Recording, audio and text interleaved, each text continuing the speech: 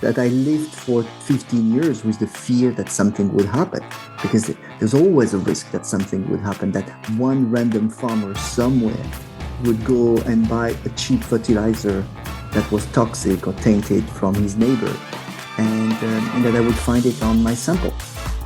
Building a reliable supply chain is never easy, especially when you're dealing with a vast number of suppliers and when you are facing cultural differences in your vendors' markets. It gets even more complicated when the product you're sourcing is fresh food.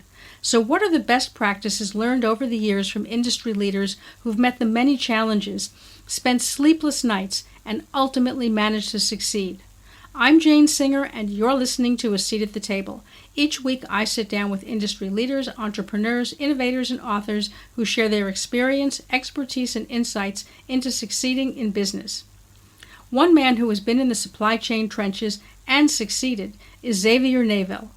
Xavier built a business in China supplying fresh lettuce to leading international fast food chains.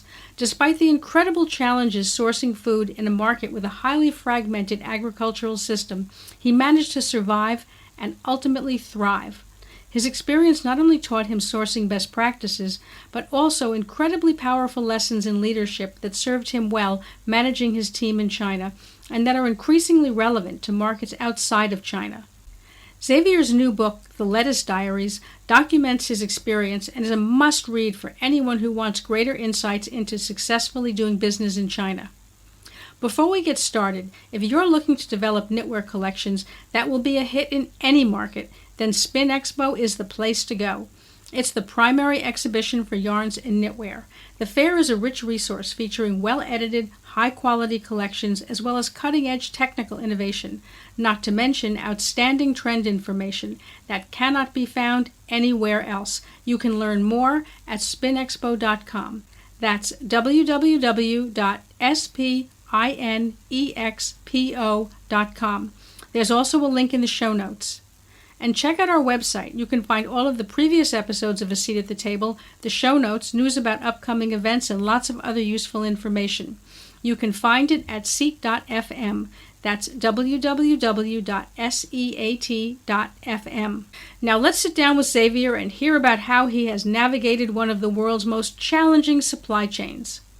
I'm very excited to hear what you have to say, and you've had such unique experience. Yeah. I look forward to it and discuss the details with you. If we talk about your book and your experiences, there's an awful lot to unpack, but perhaps we can start by jumping in with what you were doing in China with the food industry, what you built. Maybe that's a good jumping off point. Thank you, Jane.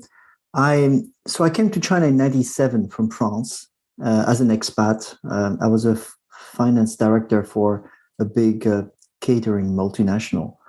And 2 years into it, I started a business called Creative Food that made the shredded lettuce that goes into the burger to KFC.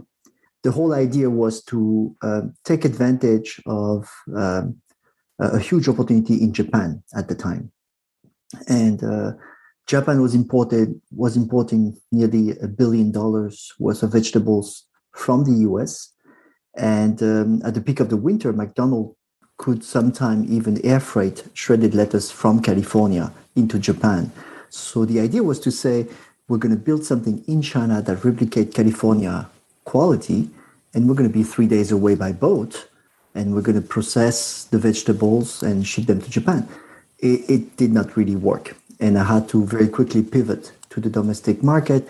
I built a business over the course of 10 years that was focused on providing fresh cut vegetables to the fast food companies of China, and then expanded that into all the perishable food. So if you buy a sandwich at Starbucks, a soup at Pizza Hut in China, it's likely that it's coming from one of the 9 factories that I built across the country. Wow, that's amazing. That's quite an achievement, especially in a country of that size. Yeah, I came in early on, and I built very quickly, which allowed me to occupy the market. I'm not sure it would be possible to do that now because the market is much more competitive.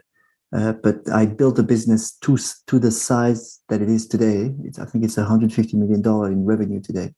And I sold it in 2008 to a group from the UK that serves all the fresh foods for Marks and Spencer and Tesco in the UK. So you would not know their name, but their name is Bacavor, and they're the private label supplier to most of the UK retailers. Wow, how interesting. When you talk about building a business within China, and your specialty, of course, was in the food chain. In your book, The Lettuce Diaries, you talk about how China has digitized its food chain. Can you share a little bit about that and what other countries can learn from this? I don't know what other countries can learn from it, but I can describe to you what's going on in China because it's Okay. very specific to China. Um, uh, so it's a very recent phenomenon. For the past 10 years, you've heard about the big digital ecosystems in China, the Alibaba, JD, Meituan, who have been building the platform to reach hundreds of millions of consumers and receive digital payments from them. What's happening in the past 3, 4 years is that these systems are pivoting toward their supply chain. And they're saying, okay, we've got this reach to hundreds of millions of people. How do we now connect the hundreds of millions of farmers that we have in the countryside with these consumers? And what has been plaguing China's food industry for the past 20 years as it started to modernize is that more and more people move to the cities from the countryside. Uh, uh, but you still have, even at today's rate of urbanization is around 65% in China. Even with 65%, you still have hundreds of millions of farmers in the countryside. So at maturity, you can expect that China will stabilize at an urbanization rate of 75%. It's still 500 million farmers. Right. And they're farming only a fraction of the land mass that China represents because most of China is mountains and deserts. So they farm, I think China feeds 25% of the world population with 9% of the arable land. So the Wow, average incredible. size of the farm is less than an acre in American terms. Really? So as a result of that, you've got these hundreds of millions of farmers. Some of them are really good, some of them are really bad. And as you buy food in large quantity, like I did, you're ending up buying from thousands of farmers indirectly. I did not work with 30,000 farmers, but 30,000 farmers were involved in my supply chain. So if Wow. one of them uses a tainted chemical to apply to his crop, then you've got chemical residue. And Right. you've got people like McDonald's and KFC immediately jumping through the roof because they have to protect their brand and they've got a food safety risk. So what's happening with these, and the reason why they're able to do that is for the past 2 decades, farmers have been selling their products to intermediaries in the nearby villages. And these intermediaries sell to another intermediary until it gets to a city. So there's a lot of risk along that supply chain. What these systems are doing, these digital systems, is they're creating a direct link between the farmers and the consumers. So in the book, I described this farmer in Sichuan who grew up in the village, went to university in Beijing, came back to do things properly in his village. And he says, when I ship my blood orange from Sichuan to a consumer in Shanghai, I get immediate feedback. I even have a streaming video online with that consumer commenting on the quality of my orange. He makes Wow. 3 times the average rural income in his region as a result of that, and he feels a better connection with the consumers. So the origin of the food safety was a disconnection between the farmers and their end consumers. If you sell to the nearby village, like they did for hundreds of years, you feel accountable because you're going to see Right. that person. If I sell to you on Monday and my product is bad or it's tainted or people got sick with it, on Tuesday, you're going to come and yell at me. Right. But we've lost that connection over the years. And these digital systems are, in a way, recreating that connection, which I find fascinating. So, how does the consumer at the end of that chain connect with the farmer at the beginning of the chain? So the there's a term that Chinese are using called community purchasing. So think Groupon in the US. Right. Chinese consumers are often living in a secluded compounds, with a guard at the entrance. They like this kind of setup. You can with people from your you can meet people from your compound online, group together to organize a shipment of meat, vegetable, seafood, name it, from any region that you choose and get it delivered to your doors. And the guards at the entrance of the compound are going to dispatch it. So they are grouping together online to organize shipments of fresh produce or from a particular type of meat that they want. And that's something that was not possible before because you needed to know your neighbors. Right. So this is sort of acting like a co-op in a sense. Yes, a purchase co-op, if you prefer. Yeah, and they and it's happening very fast. All the big brands that like Meituan. I think this semester, the last quarter, Meituan has multiplied by 5 their losses in that category. I think they've lost $5 billion just in that particular category to build the scale necessary to organize this produce. A company like Pinduoduo that you may have heard of has 800 million Chinese buying produce online today through their platform. Right. So from a consumer point of view, the platform then, I don't want to say it's taking the risk, but the platform is in a sense vetting the farm. But from the point of view of what you might be buying at an industrial scale where you're buying, a much bigger quantity, as you were saying, across many, many different farmers that are then selling into intermediary markets, how are you managing that? How are you understanding that there's nothing tainted, for example, in your supply chain? I mean, that's a really good question because that's the core of the issue. You've got different models today existing, but let's start with the way I was doing it at Creative Food or any supplier to a big brand like McDonald's or KFC is doing it. We would have selected growers that would grow in different regions. And over the years, we started with these guys who were simple farmers. And as our volume grew, they expanded, they invested, they structured themselves into corporation, and we started to work with them. We had teams of agronomists who would go and qualify the farms, making sure that it was growing on the proper soil, that the soils were not polluted. And then along the process, when he prepares his seedlings, when he transplants, we would have agronomists in the farms. And we're talking about farms that range from the border of Burma in the southwest to the Inner Mongolia plateau in the summer.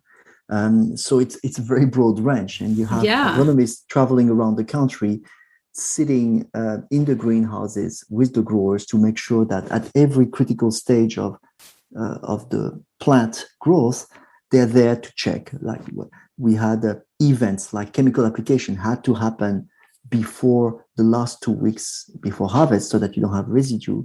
And agronomists would be there to check that. We would buy the chemicals, fertilizer or pesticide, and give it to the farmer or sell it to the farmer rather than have them buy it from an intermediary that would provide maybe a tainted product. So there's a whole range of activities. And of course, when it gets to your plant, you've got quality assurance people who are testing the product and using all sorts of chromatographers to see the chemical residue. Now, that's a massive undertaking. Yeah, we had 1,500 employees at the time. And I can tell you that I think I say in the book that I lived for 15 years with the fear that something would happen. Because there's always a risk that something would happen, that one random farmer somewhere would go and buy a cheap fertilizer that was toxic or tainted from his neighbor, and that I would find it on my sample. Right. I think it's something I hear from just about anybody who runs a massive supply chain. Every single person will tell you that's the key thing they lose sleep over. Yeah, and in my case, you can imagine that if there was any kind of food poisoning or food scandal associated with the brands I was working for, nobody would say Creative Food messed up or Xavier messed up. Everybody would say KFC or McDonald's or Starbucks messed up. Exactly. And that would be a huge news. So I think with KFC and McDonald's, I made up maybe 3% of their purchase volume. But I was considered one of the top 5 strategic supplier because, if I could not sell the lettuce, they could not sell their burgers. Right. And selling their burgers meant a lot of money for them. But back to the digital platform and to your questions, what they're trying to do today is some of them are specialized in certain categories of food, like Meizai, and they're trying to do everything I was doing with people qualifying the growers and certifying them. So huge endeavors. So Meizai, I think, has raised in excess of $1 billion, and they're building 200 cold storage around China to create that connection between consumers and farmers. Others are leveraging the data that is collected between consumers and farmers to see which farmer is good, which farmer is bad. But overall, what works best is this individual accountability between consumers and farmers. Right. Farmers I talked to, they said, now if we do badly, we get a quick feedback and it gets posted online, and suddenly our sales dropped next week. So we have a vested interest in really doing a good job communicating with our customer, even offering replacement product if it doesn't work. That's incredible. It's so interesting to see the innovative ways that people are doing things in China, things that we hadn't thought about, particularly in nations where, well, for example, food has become very industrialized, very organized, as you might say. So it's really interesting to see how they're tackling some of these challenges in China with incredible innovations. And that's a very good point, because you were asking me what is the impact on the rest of the world of what China is trying to do. And I was having a bit of difficulty to explain this because the situation of China is so unique. They have 500 million farmers farming an average of less than 1 acre farm plot versus America, where the people I talk to in the Salinas Valley, when they sell to Walmart, they travel to Arkansas twice a year and they have a $500 million business. Right. And they may have 3 salespeople. So it's a completely different model where the supply side is extremely integrated and is operating a vast tracts of land. And the consumer side is also very integrated. So remember, the top 5 retailers in the US make up 75% of retail sales. The top 5 retailers in China make up less than 5% of retail sales. So it's fragmented on the supply side and on the demand side. So that's quite unique. Now, the tools that they're developing to communicate with each other and create that sense of accountability, these are very interesting tools. I was reading this week that Alibaba has such a performing AI for customer service that 94% of requests online are fulfilled by an AI, by a bot. Wow. And I don't know if you've been doing work online with the US, but sometimes the bots are really dumb. Yes. And I'm saying that would be nice to use. That's the technology in the US. The bots from Alibaba rate 3% higher than an individual staffer. Really? So not only they fulfill people's requests, but they rate higher than individual staffer. So there is something to learn for us from that technology. And there's a bit of sense of superiority on our end. I live in San Francisco, and I can tell you that people genuinely believe that they're the center of the world here in the world of tech. And there's something going on in China, not just in the food sector, that if we're humble enough, we can learn from. The innovation from China is just remarkable. Now, as a Western educated person working in China, I want to ask you, what are some of the key things you learned about doing business there, but things that aren't covered in your typical doing business in China kind of books? We're going to take a quick break now, and then we'll be right back. We were hiring when we were making 50 to 100K monthly losses. And why? Welcome to episode 1. I can't think of a single founder who's been around for a decent amount of time in business who hasn't had their tunnel of year. This was that year. We're going to be okay, yeah, Sheree. Some are going to hear this and think, you TDP. But hear me out. You only have to do the math to understand that very soon we were $500,000 down. Yeah, so it's a very broad question. Sorry. Doing business in China. I guess I wrote this book with the firm intent of not telling people how to do business in China. Okay. I simply told my story, right. And through my eyes, I guess a reader commented last time, through my eyes, I let them learn. I let them watch me learn how to do business in China. I just did not want to summarize it in bullet points at the end of every chapter. I guess the one thing maybe I would say to answer your question is, if I had an advice to give somebody who wants to come and do business in China, is to be humble. China is modernizing. It's modernizing very fast. It's not westernizing.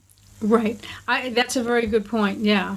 The idea that China is going, and we all have that mindset. I came from France. I had a bit of this parochial mindset when I arrived in China. This idea that China is going to graduate through the same stages of development as we did in the West is arrogant in a way. And it's a lack of respect for a country that has 5,000 years of history and a population of 1.4 billion people. I think you phrased that really well, because I think that's an important nuance that a lot of people misunderstand. They're really expecting that China, as well as many other countries that are moving forward, that they will follow a certain trajectory that's been carved out amongst Western nations. So that's the expectation. And so we're viewing everything from the point of view of meeting that expectation. So I think it's great that you point out that difference. Yeah, and that involves, for example, localizing your product. But that doesn't mean changing the soul of your product that you bring to China. Right. I was working with a pet food company last year who was very firm about working in China, expanding in China, but also keeping the core values associated with their product intact. And very often in China, you may have to change the flavors of your potato chips so that you appeal to the Chinese consumers. But very often it's about localizing your processes, the way you do things. The channels are different. You can see in China that today 60% of goods are purchased online. So it's a very sophisticated e-commerce market, and you have to do things a bit differently compared to the. So it's more your processes that you have to localize than your product itself, I would say. That's a great point, because I think that everybody looks at it as a product first kind of a strategy. They say, oh, we'd love to sell into China. Okay, what do we have to do to the product to make it appeal to people? And that's an important thing to consider also. But very few people talk about, as you're pointing out, the processes and that different way of doing things. Are there other aspects of processes, for example, that you can point out that really stood out to you? Well, in the way I was doing things. So I'll give you one example of my own experience, and then I'll give you a broader example. Okay, great. In my own experience, I came in and my hypothesis was Chinese farmers need to focus on quality, and I'm going to make it easy for them. I'm going to say, I'm going to give you a fixed price for your lettuce, and guaranteed by contract, you're growing it for me, and 4 months later, I'll buy it from you if you meet my quality standards. Right. And I said, if I do that, they will have peace of mind. They're going to focus on quality. Guess what happened? For 2 seasons in a row, when the wholesale market was higher than my contract price, people would call and say, I've got a bug on my vegetables. Suddenly, everything went overnight. It went away. So they would sell it to the wholesale market, right, and pocket the difference. Right. And of course, obviously, if the wholesale market was below the contract price, they would come and knock on my door. So I was always paying the highest price for my lettuce. Right. What I learned is that for Chinese farmers, the lettuce was a cash crop. It's not something that they needed for survival. They had a patch of vegetables, they had a pig, they had a few chicken, they had their eggs, they had that to eat, and they were willing to gamble with their vegetables. And what I learned is that you need to take that into account and say, okay, you want to gamble? So I'm going to pay you market price all the time. So when the market is low, I'll pay low. The market is high, I'll pay high. And I'm going to work on a model that is very different from California, for example, where we pay advance payment. I'm going to hold you accountable. And I'm not going to buy if I'm not happy with the quality.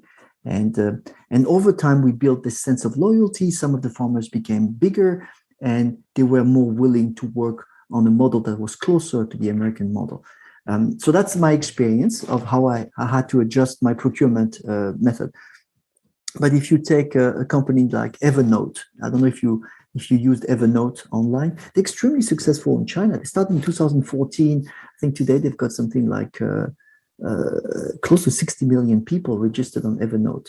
And what they've done is they've set up a completely different Chinese subsidiary with a different name even, that has the app has been completely reprogrammed to serve the specific need of Chinese consumers. And it's a bit different from the Evernote app that you have in the US, but it connects in some way. I think they're even planning to get listed this year independently. So successful business, same business model, but tailored for China and the needs of the Chinese consumers. One of the interesting things that you talked about in your book is the difference in leadership style. And I think that's an important thing to touch upon. We oftentimes overlook that because if you've been brought up with a Western style sense of leadership, you tend to bring that with you where you go. So can you talk a little bit about what you see as the differences? Yeah, so that's a very interesting question, because I struggled for many years. For many years, I would do these meetings and these PowerPoint presentations, and I would end up with an inspiring quote from a corporate leader somewhere, and it would just fall flat. People did not respond to that. I would look at these blank eyes looking at me and saying, Churchill, Roosevelt, Jack Welch. It meant nothing. And then one day, one of my colleagues stood up and he said in Chinese to the team, so in China, we've got a saying for that. And I think I was talking about building the organization so that not everything would go through me at the time. And I wanted to have more procedure, more processes. And I wanted people to understand that they could not call me anymore every 5 minutes like they were doing. And he quoted a proverb that was along the line of 3 inches of ice don't get built in one night. And sadly, all the faces of the people just opened up and people laughed, and people could connect to a proverb that was part of their culture, of their folklore. So I guess I was wrong in my method, and the way to do it was to connect it to something that was part of their folklore. So that's a small anecdote to tell you that Chinese respond to different imageries than we do in the West. Now, in terms of leadership, it's, I'm always very hesitant to draw broad strokes, but overall, I found that sense of the collective was much more important than the individualism that we emphasize in the West.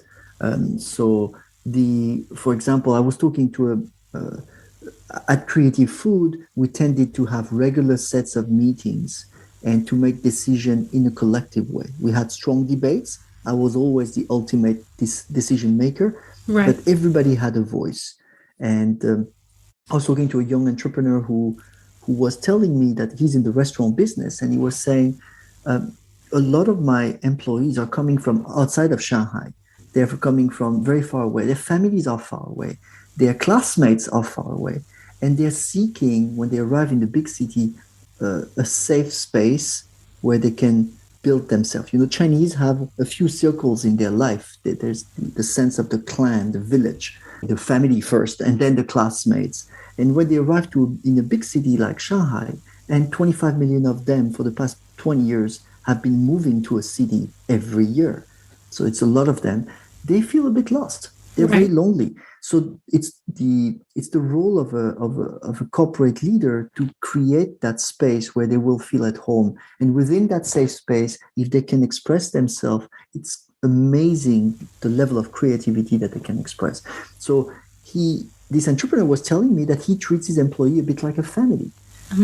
in a very genuine way, not in a fake way. We're all friends. He does things like he provides housing for the parents. He some companies, some Chinese companies like the hot pot chain Haidilao, even provide financial supports for the parents of their employees. It gives face to their employees, and their parents are going to say, "Well, you've got a good company. You better not mess it up." And they have a very low turnover as a result. So this idea, to answer your question in a summarized way, the biggest difference is this sense that you're building a collective, and that the common good or the common achievement of the vision that you have set out as a group of people is more important than your individual goals. And it creates a mutual loyalties within the team when you do that. I think that's very interesting. And yeah, in that case, the companies are offering benefits to the parents. So, for example, Starbucks a few years ago allowed their employees to bring their parents on their health insurance. Really? Because it's common that in Chinese society, people have to help their parents financially during retirement and with their health issues. So Starbucks allowed people to endorse their parents as a dependent on their health policy. So that's a tremendous advantage to retain talent, because then you suddenly have the whole family cheering for the success of your company. Now, you mentioned a difference in leadership style. You refer to, and I think this is really interesting, one that's based on learning it all rather than knowing it all. Yeah, so that's a bit what I learned in China. So I learned to build a company in a completely different cultural environment. So the one thing I knew for sure is that I didn't know. And for a while, I tried to be the omniscient leader that called the shots in an environment that I did not know, and did not work very well. I brought the company on the verge of bankruptcy 18 months into the start. So I had to change, and I had no choice. I had my back against the wall. Right. I did not do it in a very intentional way. I just had no choice. I had a group of Chinese managers. I let go of all the foreigners, and this Chinese manager did not speak much English, and I had to listen to them. And what I discovered is that when I listened to them, they came up with really good ideas. Right. But if I acted as somebody who knew better, they would shut down. And they would say, well, maybe it's the influence of Confucianism. Again, I'm resistant to use broad lines. Right. But you're familiar with the ways of China. Right. It's not unusual to see people climb up when you raise your voice, when you act very decisively. So I found myself in a situation where I was a weak leader who didn't speak the local language, and people stepped up impressively, and I have to credit them for the success of the company ultimately. Now, I believe that in today's environment, where management teams in the US are increasingly diverse, we need to act and to lead in a different way. People expect us to be more authentic, expect us to be more humble, and we have to shift our mindset from an idea of knowing it all, which means, for example, that you ask questions not in an inquisitive way, but just to validate your own point of view, to a mindset of learning it all, where you're asking genuine questions, trying to find the best answer, and leveraging the collective to do that. And I guess it all starts with accepting that as leader, we are incomplete, and we're not omniscient, and we need the team to complete ourselves. I think that's a very interesting point, because, and it brings me to my last question. If you're brought up as I was, and maybe you were, with classic, what you might call leadership best practices, you were expected as a leader to be showing strength, to be more knowledgeable than the people you were leading. They would look up to you because of, that was an expectation. So I think that, you mentioned that showing vulnerability as a leader is a form of courage rather than weakness. Talk to me a little bit about that. I mean, I'm sure there's a fine line somewhere in there. Yeah, so and that's something that is close to my heart, James. Thank you for asking the question. The I didn't do it intentionally. I found myself the back against the wall on the verge of bankruptcy. I had to listen. I had to Right. stop trying to do everything myself. But I believe entrepreneurs can do it in a more intentional way when they start their business. And the idea of vulnerability is simply to ask open questions. Say, I don't know. You're better than me at that. Why don't Right. you help me at that? Or I messed up yesterday. I lost my temper. I was a dick in the meeting. I'm sorry for that. You don't need to beat yourself up, but just Right. being open about it.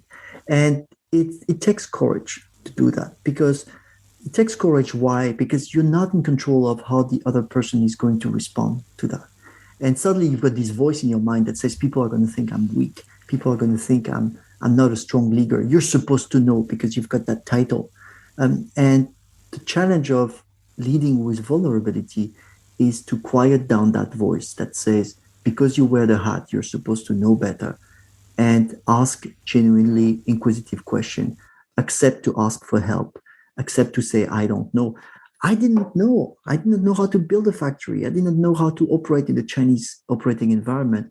And people knew that. So they knew that they could not just go and ask me for what the answer was. They had to think through what answer they thought was best. But then the advantage is that I could decide very fast Right. if I was convinced by the answer. So people figured out that if they did their homework and they stepped up, we could move really fast. And we created a culture where everything was done by phone because I could not read Chinese. So there was no rambling email. Right. And and where me acting and recognizing my weakness as a leader in China allowed people to step up and grow. And I believe that in the current environment in the US, where things are changing so fast everywhere, um, people want that, and it's much more fun also to lead in that context because it's less lonely. If you find yourself, somebody was asking me, "How do I know if I'm leading properly?" Right. And I said, well, if you find yourself lonely and drained at the end of the day, you're probably not leading the right way because that means you're dragging everybody behind you instead of being propped up by your leadership team. Yeah, that's a good point, and that's a very good way to put it because I think many people who are leading teams definitely find that they're dragging people behind them, and you're right, it's exhausting. Yeah, so the fine measure that I find really interesting is the intersection of vulnerability as a leader, where you're saying, I'm asking for help and I'm Right. genuine and I'm authentic and I'm humble, but you're still the leader. You have to hold people accountable. And Right. I think the best person to do that is Alan Mulally, the former CEO of Boeing and Ford, who Yeah. was really good at saying to people, he was really humble, very honest, very vulnerable, but he would say to people at some point, the buck stops with me. So Right. if you don't want to change your behavior or you're not performing, we can still be friends and have a sandwich together, but you can't work for this company anymore. Right. So what you're really saying is that it's fine to ask for help. It's definitely advisable to get input, but at the end of the day, as a leader, you have to take responsibility. You have to take responsibility, not alone. You have to hold people accountable for what they committed to. And that's the difference between being a figurehead and being a leader. Yeah, that's an important point, and I think that a lot of people probably don't look at it from that point of view. Yeah, I love that sentence. We can still be friends and we can still have a sandwich together, but you can't work in this company. And Right. and there was no threat or arrogance in that message. It was a Right. very humble message, but it was very clear.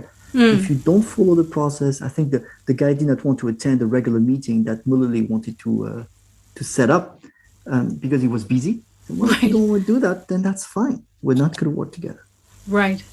Yeah, I think that's important. I think that, as you point out very correctly, in the East as well as in the West, leadership styles are evolving right now. And people are sort of figuring out what is effective under different circumstances. So I think the ability to be adaptable, as you're pointing out, and be a little more collaborative is going to be very important moving forward. Yeah, and we talked about this safe space. You remember I talked about how Yes. Chinese value this sense of collective, this safe space in which they can express themselves. A Chinese friend of mine told me, Chinese are really shy people, but if you give them the mic, look at them in the karaoke. Right. They can really go for it. So, and that's a bit, I like this metaphor, because providing they get the safe space, people will express themselves. They'll take risks. They'll volunteer questions.